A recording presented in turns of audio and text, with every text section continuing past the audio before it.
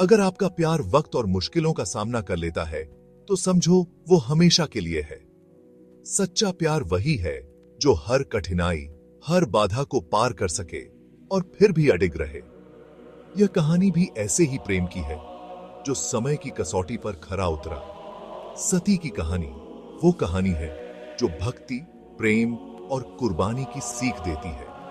यह कहानी हमें यह सिखाती है कि सच्चा प्रेम केवल भावनाओं का खेल नहीं है, बल्कि यह एक गहरा समर्पण और त्याग है। सती और शिव की प्रेम कहानी में भक्ति और बलिदान का अद्वितीय संगम है। राजा दक्ष प्रजापति की बेटी सती, उनका ब्याह भगवान शिव से हुआ था। सती, जो एक राजकुमारी थी, ने अपने पिता की इच्छा के विरुद्ध जाकर भगवान शिव से विवाह किया। यह विवाह केवल एक सांसारिक बंधन नहीं था, बल्कि यह दो आत्माओं का मिलन था जो एक दूसरे के प्रति अटूट प्रेम और भक्ति से बंधे थे। लेकिन राजा दक्ष इस शादी से खुश नहीं थे और उन्होंने एक बड़ा यज्ञ किया। यह यज्ञ केवल एक धार्मिक अनुष्ठान नहीं था, बल्कि यह उनके अहंकार और शिव के प्रति उनके द्वेष का प्रतीक था। राजा दक्ष ने इस यज्ञ में शिव को आमंत्रित नहीं किया, जिससे सती को बहुत दुख हुआ। उन्होंने शिव जी को नहीं बुलाया, जिससे सती को बहुत दुख हुआ। सती, जो अपने पति के प्रति अत्यंत समर्पित थीं, इस अपमान को सहन नहीं कर पाईं।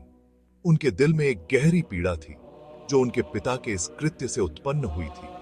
सती अपने पति शिव के बिना ही यज्ञ में चली गईं। उन्होंने अपने पिता के यज्ञ में जाने का निर्णय लिया, यह जानते हुए भी कि वहां उनका और उनके पति का अपमान होगा। यह निर्णय उनके साहस और अपने पति के प्रति उनके अटूट प्रेम का प्रतीक था। वहां राजा दक्ष ने शिव जी का बहुत अपमान किया। उन्होंने शिव के प्रति अपने द्वेष को सार्वजनिक रूप से प्रकट किया, जिससे सती का दिल टूट गया। यह अपमान केवल शिव का नहीं था, बल्कि यह सती के प्रेम और भक्ति का भी अपमान था। ये सब सती बर्दाश्त नहीं कर पाईं और उन्होंने यज्ञ की आग में खुद को भस्म कर दिया। सती ने अपने जीवन का बलिदान देकर अपने प्रेम और भक्ति की पराकाष्ठा को दर्शाया। यह बलिदान केवल एक आत्महत्या नहीं थी, बल्कि यह उनके प्रेम और समर्पण का प्रतीक था। जब शिव जी को यह खबर मिली, वो गुस्से से पागल हो गए और तांडव करने लगे। शिव का तांडव केवल उनके क्रोध का प्रदर्शन नहीं था, बल्कि यह उनके प्रेम और सती के प्रति उनके अटूट समर्पण का प्रतीक था। यह तांडव ब्रह्मांड को हिला देने वाला था। इस हालात को संभालने के लिए भगवान विष्णु ने सती के शरीर को कई टुकड़ों में काटकर अलग अलग जगहों पर फेंक दिया। यह कार्य केवल ब्रह्मांड को संतुलित करने के लिए नहीं था, बल्कि यह सती के बलिदान को अमर बनाने के लिए था।